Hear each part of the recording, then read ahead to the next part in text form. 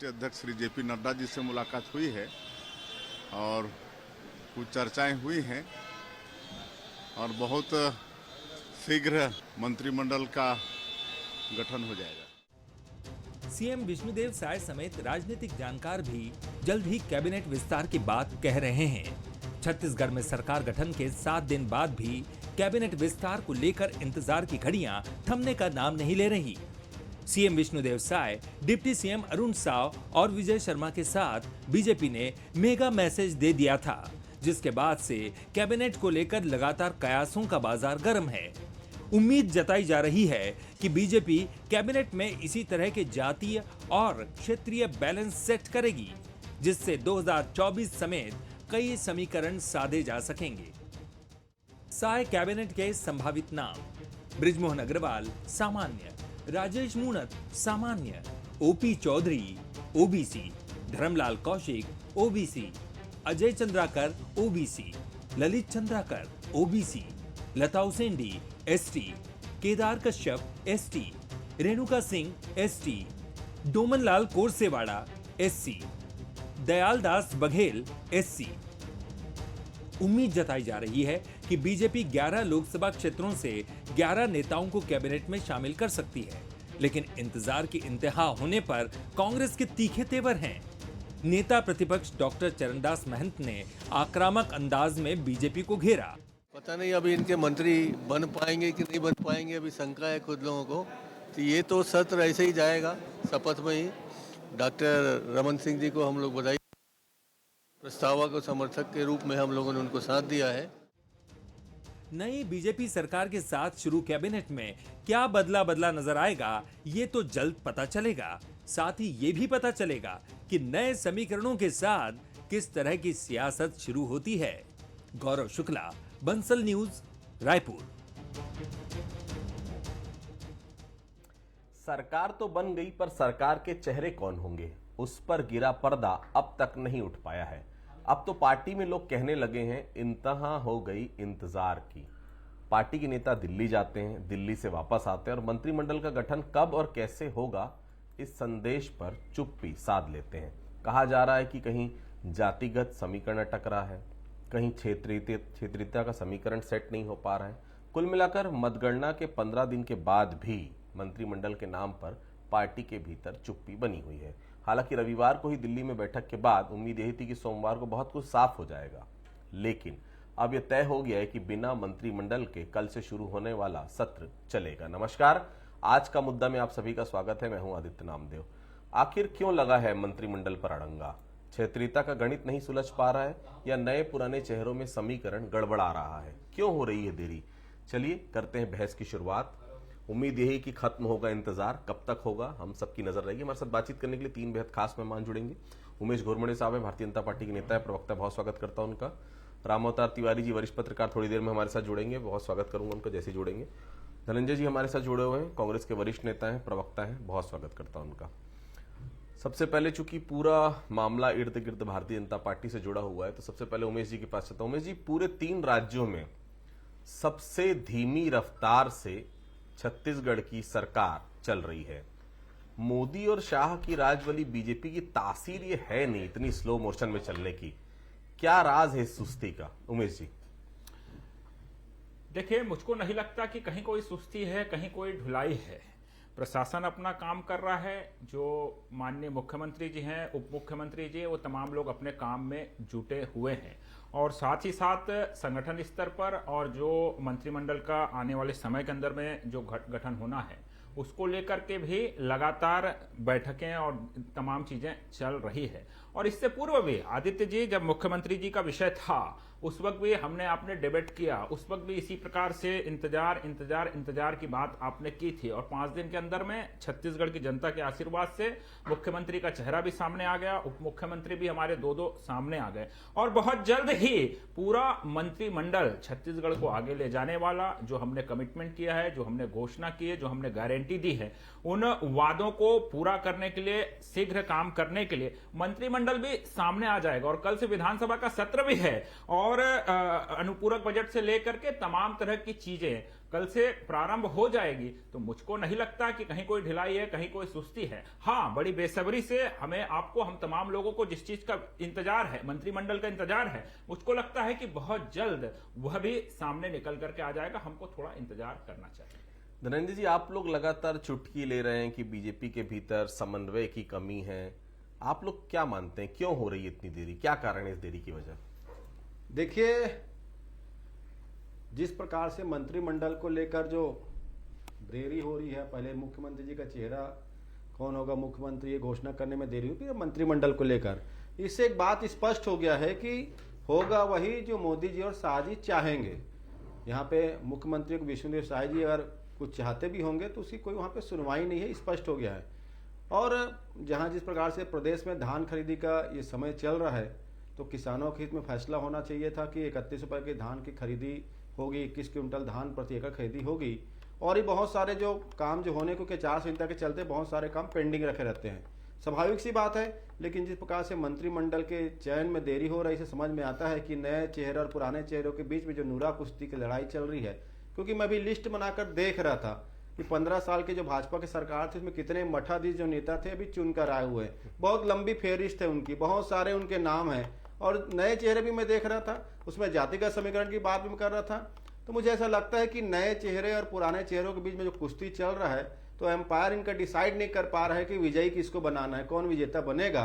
और विष्णुदेव साय जी एक सरल नेता भी हैं और बहुत अच्छे नेता भी कहूँगा मैं, आदिवासी समाज से आते हैं। उनके हाथ में कोई पावर भी नहीं दिया गया, ऐसा मुझे लगता है। और हम तो आपके चैनल के माध्यम से उम्मीद करेंगे बहुत जल्द मंत्रिमंडल बन जाए, ताकि कांग्रेस सरकार के दौरान जो सरकारें जो काम जो गति में चल रहा था वो गति फिर आगे बढ़ते रहे और ये प्रदेश के हित में बेहतर भी है।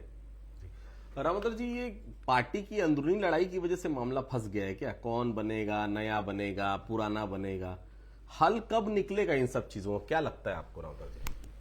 क्योंकि सारी फैसले दिल्ली से हो रहे हैं, केंद्रीय नेतृत्व कर रहा है। केंद्रीय नेतृत्व तीनों राज्यों के हिसाब से फैसला कर रहे हैं, आगामी लोकसभा चुनाव को देखते हुए फैसला कर रहे हैं।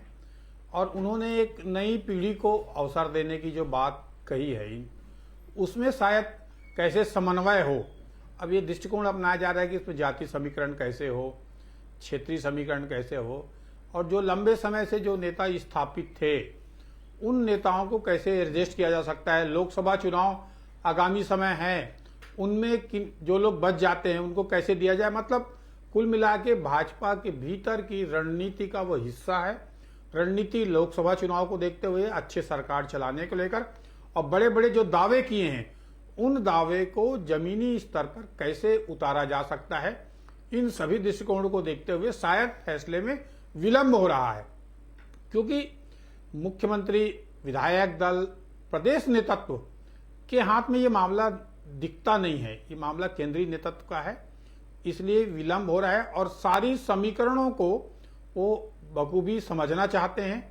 यहाँ पर जो संगठन के प्रमुख लोग हैं उन्होंने राजनीति चुनाव के दौरान समझी है कि कैसा नेतृत्व यहाँ पर है, किस तरह की गतिविधियां हैं, जनता की अपेक्षाओं में कौन खरे उतर सकते हैं, भाजपा के कार्यकर्ता खुद किस तरह का मंत्री चाहते हैं। इन सारे समीकरणों को देखते हुए ये फैसला होने की चर्चा है। इसी कारण शायद ये विलंब हो रहा है। और एक 3 राज्यों का मामला है, दिल्ली में भी लोकसभा सत्र चल रहा है इस समय, वहां भी गतिविधियां तेज है, तो इसलिए ये विलंब हो रहा है। एक राजनीति का हिस्सा है। इसके पहले भूपेश बघेल का जो मुख्यमंत्री बनाया गया था उसमें भी इस तरह से विलंब हुआ था। तो ये उनका आंतरिक मामला है, मगर राजनीतिक समीकरणों को साधने की कोशिश इस समय की जा रही है, ऐसा लगता है मुझे। उमेश जी, पहला ऐसा मौका होगा, आप भी काफी लंबे समय से राजनीति देख रहे हैं, छत्तीसगढ़ में यहीं पैदा हुए हैं, आप भी बेहतर तरीके समझते होंगे। बिना मंत्री के सत्र की शुरुआत हो रही उमेश जी, इसके पहले हुआ नहीं ऐसा। विभागीय मंत्री के नहीं होने से विभाग का कामकाज नहीं हो पा रहा है। चिंता नहीं है क्या आप लोगों को प्रदेश की? सत्र है, अनुपूरक आएगा, चर्चा उसमें होगी, धान खरीदी एक तरफ जारी है, इतनी सारी योजनाएं आप लोगों ने शुरू करने की बात की है, इतने सारे वादे आप लोगों ने की है, मंत्रिमंडल का गठन हो जाता तो शायद बेहतर स्थिति होती उमेश जी। देखिए, हमें पूरी चिंता है और शायद इसीलिए लगातार जो निर्णय निकल करके आ रहे हैं लगातार जो समीक्षा बैठकें हुई, चाहे मुख्यमंत्री जी का विषय हो, साथ में दोनों मुख्यमंत्री जी हमारे, लगातार आपने देखा होगा मैराथन बैठक करके जनता की चिंता करते हुए सारे विभागों की समीक्षा बैठक, और समीक्षा बैठक के बाद उस बजट को लेकर के उस विषय को आगे बढ़ाना। और क्योंकि सत्र है और सत्र में चूंकि विधायकों का भी शपथ ग्रहण होगा और उसके बाद जो मंत्रिमंडल का विषय है वो भी निश्चित तौर पर सामने निकल करके आएगा। आपकी एक बात से सहमत हूं मैं कि मंत्रिमंडल के चेहरे आएंगे तो और निश्चित तौर पे तेज गति से ये काम होगा, और इस बात की चिंता लगातार है और उसको लेकर के लगातार हमारे मुख्यमंत्री जी, उप मुख्यमंत्री जी और संगठन स्तर पर, क्योंकि हमारे उप मुख्यमंत्री जी और वो प्रदेश अध्यक्ष भी हैं, और संगठन स्तर पर भी इन तमाम विषयों को लेकर के आगे बढ़ रहे हैं। और जिस प्रकार से कांग्रेस के नेता यहां पर चिंता जाहिर कर रहे हैं, अभी मैं सुन रहा था आदरणीय चरणदास महंत जी इस पर बयान दे रहे थे, चिंता जाहिर कर रहे थे, धनंजय जी लगातार कह रहे थे काश कांग्रेस के नेता उनकी 5 वर्षों तक जब सरकार थी तो पहले चिंता कर लिए होते तो शायद उनकी दशा और दिशा कुछ और होती। लेकिन ये केवल आरोप लगाने के लिए, राजनीति करने के लिए, जनता को भी बड़ी बेसब्री से इंतजार है और जनता ने जनादेश दिया है, जनता ने दिल खोलकर भारतीय जनता पार्टी को आशीर्वाद दिया है, इसलिए जरा भी किसी को चिंता करने की आवश्यकता नहीं है। जो कमिटमेंट है, जो वादे हैं, निश्चित तौर पर हमारे ऊपर बड़ी जिम्मेदारी है और उस जिम्मेदारी को हम बेहतर उसका निर्वहन करेंगे, इस बात का मैं विश्वास दिलाता हूं। और एक एक वादे, एक एक कमिटमेंट, चाहे किसानों का विषय हो, युवाओं का विषय हो, महिलाओं का विषय हो, छत्तीसगढ़ को आगे बढ़ाने का विषय हो, इन तमाम विषयों पर बहुत गंभीरता से काम होगा और आने वाले समय के अंदर में इससे और तेज गति आपको देखने मिलेगी। धनंजय जी, आप लोग अभी से बीजेपी पर आरोप लगा रहे हैं काम को लेकर, नक्सल मामलों को लेकर लगातार कल भी आरोप लगा कि नक्सली घटनाएं अचानक बढ़ गई हैं, किसान आत्महत्या करना शुरू कर दिए हैं। पता है आपकी पार्टी में कितनी भगदड़ की स्थिति बनी हुई है धनंजय जी? देखिए आदित्य जी, अभी धान की खरीदी का सीजन चल रहा है और कांग्रेस की सरकार ने जो 2500 से अधिक कीमत में धान खरीदी किया था और अंत में हमने 2660 वो भी प्रदेश के किसानों को दिया था, जिसकी चौथी किस्त भी किसानों को मिलना है। और आज ही इनके एक चुने विधायक नहीं देंगे कह रहे, मतलब समझ सकते हैं ना कि ये तो किसानों को देना ही चाहते। अरे जो पैसा कांग्रेस सरकार में बजट में बन के रखा हुआ है, सिर्फ उसमें मुख्यमंत्री जी को तो बटन ही तो दबाना है। 27 लाख किसानों खाते में पैसा जाएगा, लेकिन इनके नियत में खोट है। तो ये ना तो किसानों को पूर्व सरकार के द्वारा बनाए गए बजट का हिस्सा देना चाहते हैं, ना ही किसानों का धान 3100 में खरीदना चाहते हैं, ना ही 21 क्विंटल धान खरीदना चाहते हैं, और ना ही ये महिलाओं को महतारी वंदन योजना के माध्यम से 1000 रुपए देना चाहते हैं, ना ही सिलेंडर 500 में देना चाहते हैं। अब भारतीय जनता पार्टी चुनाव में बड़ी बड़ी बातें तो कर ली, देने की नीयत इनकी कभी नहीं रही है। केंद्र में इनकी सरकार है, केंद्र में इनकी सरकार होने के बाद अगर छत्तीसगढ़ में आके प्रधानमंत्री जी कहे कि हम 3100 में धान खरीदेंगे, तो भाई आप केंद्र में क्यों नहीं खरीद लेते? अगर छत्तीसगढ़ में आके प्रधानमंत्री जी कहते हैं कि हम 500 में सिलेंडर दिलाएंगे, तो आप केंद्र में क्यों नहीं करते? क्योंकि आप देना नहीं चाहते हो। और मंत्रिमंडल में जो अभी तक विस्तारित नहीं करे, इसका भी एक बड़ा कारण यह है, इनको एक बहाना भी है लगता है मुझे। दूसरी बात, एक चीज और जो समझ में आती है, जो भारतीय जनता पार्टी के कल्चर में है कि अगर मंत्री बनाया जाएगा तो कौन सा विभाग किसको दिया जाएगा, उस विभाग से इनके केंद्रीय नेताओं को क्या पहुंचेगा। हो सकता है ये डील फाइनल नहीं हो रहा हो कि पीडब्ल्यूडी कौन किसको बनाया जाएगा, जिस प्रकार से 15 साल का हसर रहा है, कृषि विषय में बात कर रहे हैं। मुझे ऐसा लगता है कि भारतीय जनता पार्टी में अभी डील फाइनल नहीं हुआ है कि किस नेता से कितना मिलने वाला है उस विभाग से, इसलिए देरी करता हो। लेकिन जिस प्रकार से कांग्रेस की सरकार ने सरकार बनते ही इस प्रदेश की जनता के हित में काम किया है, ऐसे हित में काम होना चाहिए। क्योंकि अब चुनाव खत्म हो गया है, अब सरकार में है, हम विपक्ष में है, और हम तो आपके किए वादे की बात कर रहे हैं, हम उसमें कोई अतिरिक्त नहीं जोड़ रहे हैं। आपके वादे की बात कर रहे हैं, भाई दे दीजिए, भले आपका डील फाइनल हो ना हो, कम से कम सरकार तो ढंग से चलाइए। उमेश जी जवाब दे दीजिए। अरे धनंजय जी, आप लोगों को समझ क्यों नहीं आता भाई? छत्तीसगढ़ का भूपे छत्तीसगढ़ की जनता ने बंद कर दिया है। छत्तीसगढ़ की जनता ने एटीएम में ताला लगा दिया है जो 10 जनपद तक पहुंचता था। अब भी आपको समझ में नहीं आ रहा है, फिर वही आ रहा। और एक कहावत यहां पर फिट बैठती है कि भैया सावन के अंधे को सब हरा ही हरा दिखता है। जिसकी जैसी नीयत रहती है वो वैसा ही सोच लेकर के आता है। पूरे चुनाव के दरमियान पूरे 5 साल इसी भाषा में कांग्रेस के नेता बात करते रहे। आज जनता ने नकार दिया है, उसके बाद इनके समझ में नहीं आ रहा है। ऐसी स्थिति में अब मैं आपको क्या बोलूं धनंजय जी, जनता ने आपको नकार दिया है। आपसे सवाल होता है कि आपके यहां सिर फुटअव्वल है, कौन किसके ऊपर 7 लाख तलाक का आरोप लगा रहा है, कौन विनय जायसवाल है, कौन टीएस बाबा का नाम ले रहा है, कौन भूपेश बघेल का नाम ले रहा है, कौन 10 जनपद तक पहुंचा रहा था, कौन एटीएम बना था, आप उसका जवाब देंगे नहीं और भारतीय जनता पार्टी पर आरोप लगाएंगे। अरे जनता को भारतीय जनता पार्टी के ऊपर विश्वास है, इसलिए जनता ने चुना है आपको। जनता को हिसाब देने जब हम कहते थे कि गरीब परिवार का आवाज का हिसाब दो, आज हम कर रहे हैं, ये आप आरोप लगा रहे हैं। अरे हम करके दिखाएंगे धनंजय जी। जी छोटा सा जवाब दे दीजिए। इन्होंने कहा कि एटीएम में ताला लगा दिए। अरे देख लिया प्रदेश के किसानों ने कि एटीएम जो भूपेश बघेल का एटीएम था, जो किसानों को हर बार पैसा देता था, उस पर ताला लगा दिया आपकी सरकार ने। तो ये तो किसानों के एटीएम में ताला लगा दिए। और रही बात सुन लीजिए ना, रही बात 18 लाख मकान की ना, वो भी 3200 करोड़ रुपए भूपेश बघेल ने सैंक्शन करके गया हुआ है, उसी में बनाएंगे।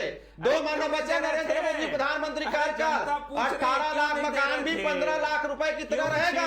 500 सिलेंडर, 1000 मतारी बंधन, 1 लाख स्वरोजगार। आपके पास आपके मुख्यमंत्री बटन दबाने से डर रहे हैं। हमारा सरकार का पैसा भाई किसानों को दे दो। रामदास जी, मंत्रियों की बात तुमने कर ली, कांग्रेस को देखकर क्या लग रहा है आपको? 1-2 नेता बचेंगे लोकसभा चुनाव तक, ऐसा लगता है? हर कोई पार्टी छोड़ता जा रहा है। कौन है जिम्मेदार इस भगदड़ का? क्यों इतनी भगदड़ मची हुई है? रोज खबरें आ रही है, वो पूर्व विधायक छोड़ दिए, महंत रामसुंदर दास जी चले गए, बहुत सारे ऐसे लोग हैं जो है भी पार्टी में, लेकिन रुख जो उनका नजर आ रहा है वो बहुत साफ है, भगदड़ लगातार मची हुई है। रामोदर जी, कांग्रेस में वर्चस्व की जो लड़ाई भीतरी तौर पर चल रही है, वास्तविक में चिंताजनक है। एकाएक इस्तीफा आ रहे हैं, क्या उसके पीछे गणित है या वास्तविक में हार की समीक्षा करना चाहते हैं? शायद हार की समीक्षा के पहले अपने वर्चस्व की लड़ाई में उलझ गई है कांग्रेस। उसको आगामी लोकसभा चुनाव को देखते हुए एकजुटता के साथ काम करने की जरूरत है। विपक्ष के हैं, विपक्ष में एक सशक्त विपक्ष की भूमिका निभाएं और जो भाजपा ने वादे किए हैं बड़े बड़े, उन वादों के लिए अगर अभी से उसकी रणनीति बना के काम करें तो विधानसभा सत्र कल से ही चालू है। ऐसे में कई ऐसे मुद्दे हैं, जैसे मंत्रिमंडल का विलंब हो रहा है, वित्त मंत्री कौन है ये अभी तय नहीं है, विभाग वितरण नहीं हुआ है, तो कई बड़े मुद्दे हैं। जैसा आज ही एक नेता कह रहा है कि हम 4थी किस्त नहीं देंगे, तो इस तरह के जो बिजली बिल हाफ वाले में योजना बंद होने के संकेत आ रहे हैं, तो कई ऐसे मुद्दे हैं जो एक सशक्त विपक्ष की भूमिका निभा सकती है। परंतु कांग्रेस अपने आंतरिक झगड़ों से उलझ गई है।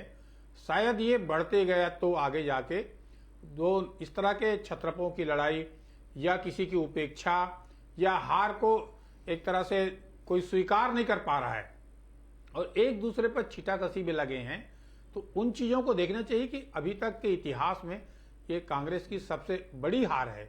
इस बड़ी हार के कारण हो सकता है क्या क्या हो सकते हैं, और उन कार्यकर्ताओं को ज्यादातर बड़े नेता झगड़ रहे हैं। छोटा कार्यकर्ता जो सक्रिय था, जिसको कुछ नहीं मिला है, वो अभी भी तक शांत है बेचारा, और बड़े नेता अपनी अहम की तुष्टि के लिए इस तरह से झगड़ा कर रहे हैं। ये कांग्रेस के लिए भी नुकसानदायक है। समय रहते इसको कौन संभाल पाता है, किस रूप में संभाल पाता है, या ये आगे बढ़ा तो ये कांग्रेस के लिए चिंताजनक हो सकता है। और अगर रुक के एकजुटता के साथ जो कार्यकर्ताओं की भावनाओं के अनुरूप, जनता की भावनाओं के अनुरूप अगर काम करें तो बेहतर रिजल्ट आ सकते हैं। अभी भी लोकसभा चुनाव सामने है, उसके ना देखते हुए इस तरह के विवाद में पड़े रहना, ये एक तरह से आंतरिक झगड़ों को, गुटबाजियों को उभारने का खेल चल रहा है। शायद केंद्रीय नेतृत्व को बताने की कोशिश हो रही होगी, या कई ऐसे समीकरण जो चल रहे हैं भीतरी तौर पर, वो निश्चित तौर पर कांग्रेस के लिए चिंताजनक है, निराशाजनक है। ठीक है उमेश जी, आप लोग मंत्रिमंडल में तो डिले कर रहे हैं, लेकिन अधिकारी भी वही हैं। आप लोग ही कहते थे कि इन्हीं अधिकारियों के चलते कांग्रेस की लुटिया डुबोई है कांग्रेस की अधिकारियों ने। आप लोग आरोप भी लगाते थे भ्रष्टाचार में अधिकारी लिप्त थे। अब उन्हीं के भरोसे तो आप लोग भी काम कर ही रहे हैं ना उमेश जी। वो भी तो मुख्यमंत्री का सचिवालय तक नहीं बन पा रहा है, अधिकारी तक नहीं आ पा रहे, कुछ समझ में नहीं आ रहा है हो क्या रहा है उमेश जी? देखिए आदित्य जी, स्पष्ट है कि हम कांग्रेस की तरह बदरापुर की भावना से काम नहीं करेंगे। हम छत्तीसगढ़ के विकास को आगे बढ़ाने के लिए सबको साथ में लेकर के छत्तीसगढ़ को कैसे बेहतर विकास की दिशा में ले जाएं, इस दृष्टिकोण से सरकार में आगे बढ़ेंगे, विकास को आगे बढ़ाएंगे। जो गलत किया हो, चाहे कोई अधिकारी हो, कर्मचारी हो, भाजपा का कोई कार्यकर्ता हो, कांग्रेस का कोई नेता हो, जो गलत करेगा इन 5 वर्षों में वो किनारे किया जाएगा, उस पर कार्रवाई होगी, इसमें कहीं कोई दो राय नहीं है। लेकिन जो छत्तीसगढ़ के विकास के लिए कारगर होगा, जो आगे आएगा, वो निश्चित तौर पर हम सब मिल करके, हमने तो विपक्ष से भी कहा कि एक बेहतर विपक्ष की भूमिका के साथ आए, हमारे साथ कंधे से कंधा मिलाकर के छत्तीसगढ़ के विकास के लिए, छत्तीसगढ़ की बेहतरी के लिए हम आगे बढ़े।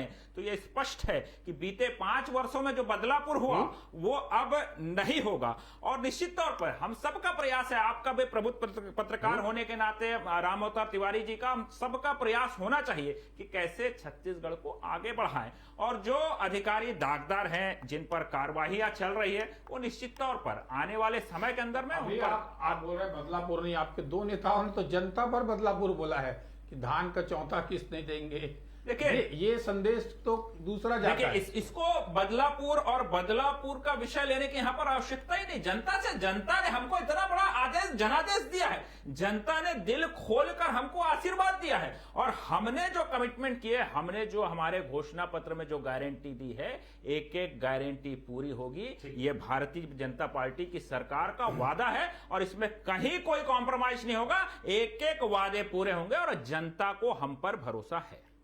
जी धनंजय जी, प्रदेश अध्यक्ष को तो आप लोगों ने क्लीन चिट दे दी है, बने रहेंगे वो अपने पद पे। इधर लगातार इस्तीफों का दौर भी चल रहा है, कैसे लड़िएगा भारतीय जनता पार्टी से? और सबसे बड़ी बात है, इस्तीफा मांग कौन रहा है पता नहीं, लगातार रोज इस्तीफे आ रहे हैं।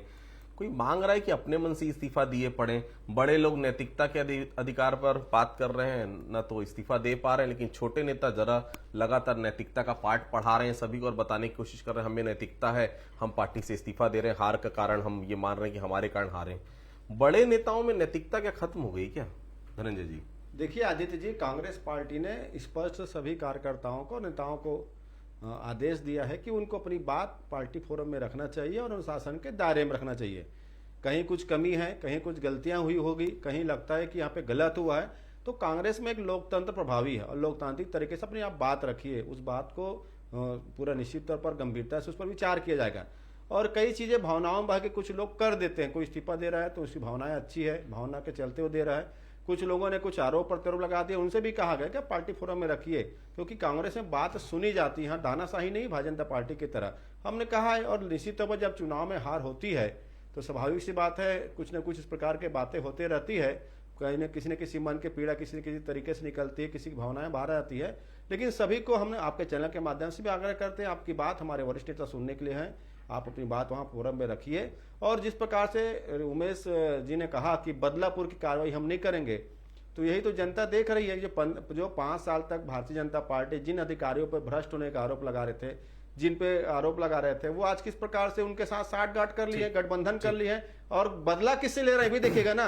सबसे पहला बदला यहाँ पे लिया गया उन गरीब रेहड़ी ठेला वालों से, दुकानदारों से, उनके दुकान पर बुलडोजर चलाकर। फिर बदला लिया जा रहा है, इनके नेता कहते हैं हम बिजली बिल हाफ योजना बंद कर देंगे। फिर अभी बदला लिया जा रहा है किसानों से कि हम किसानों को चौथी किस्त नहीं देंगे। आप बदलापुर नहीं, आप तो यहाँ के जो व्यवस्थाएं हैं उसको जो खत्म करने में लगे हुई आपकी पार्टी। रामधरी, छोटा जवाब, ये भाजपा की सरकार चलेगी कैसे? क्या लग रहा है आपको 7 दिन की सरकार को देखकर? कई लोग अभी से बोल रहे हैं कि रिमोट कंट्रोल वाली सरकार है, क्या वाकई में खुले तौर पर काम नहीं कर पा रही है सरकार? मुख्यमंत्री सचिवालय के अधिकारी तक नहीं बने अभी तक, क्या संकेत क्या लग रहा है आपको? आदित्य, कुछ बातें जो आपने कही वो सही हैं, वो स्पष्ट तौर पर दिख रही है कि अभी तक एक भी अधिकारी मुख्यमंत्री सचिवालय काम नहीं किया है, मंत्रिमंडल का गठन नहीं हुआ है, विभाग का वितरण नहीं हुआ है।